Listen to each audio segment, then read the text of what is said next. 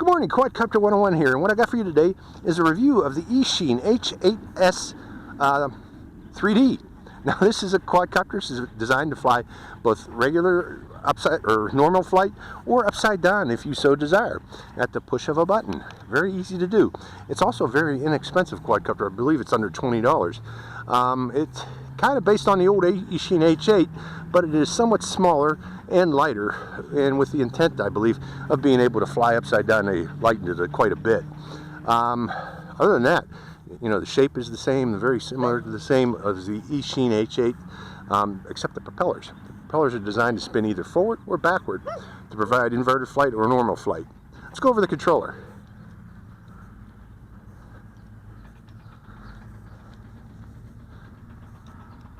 This is the controller for the Eachine H8S. This upper left shoulder button is for selecting 180-degree flips. This upper right shoulder button is for selecting 360-degree flips. This button here is for entering headless mode. This button here is for doing one-key return. And these two buttons are for increasing or decreasing the flying rates from beginner, intermediate, expert.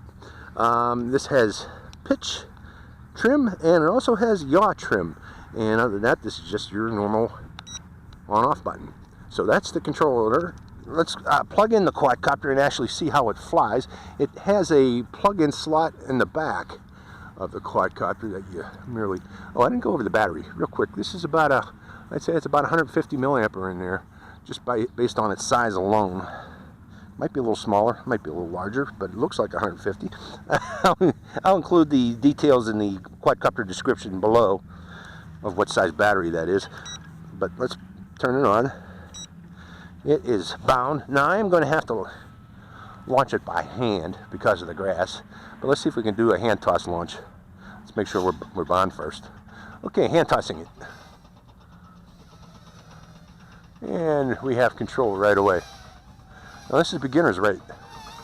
Actually, this flies very nicely. Okay, let me see if I can trim it a bit. Do I need to trim it a bit? I need a little forward trim.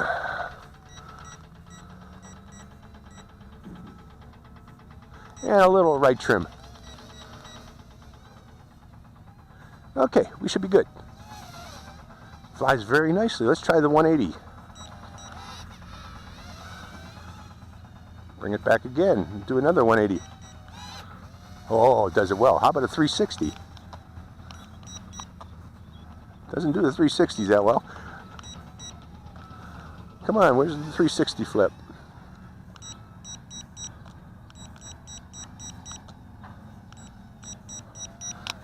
Again, doesn't want to do 360s, folks, but it does 180s. How about? Does 180s very well. I don't know what the deal is. See, I press that, hear that beeping? But it is a good inverted flipper.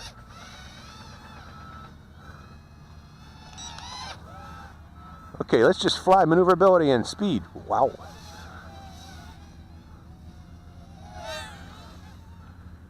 It's a good little flyer.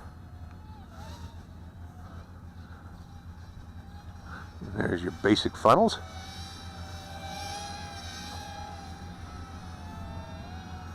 Accelerates very quickly. How about inverted funnels? Oh, is that my battery power? I think that's it, folks. Ain't no more. So, relatively short flight. That's the flight time of the Eachine H8S. Again, with that very small battery in there. Again, they're trying to keep the weight down light so that, let's pull it out and see what size battery that is. So you get prolonged flight time and the battery doesn't want to pop out easily. I don't want to break it. But I gotta take my glasses off to read this one. 150 milliampere hour, a little 3.7 volt, 150 milliampere hour.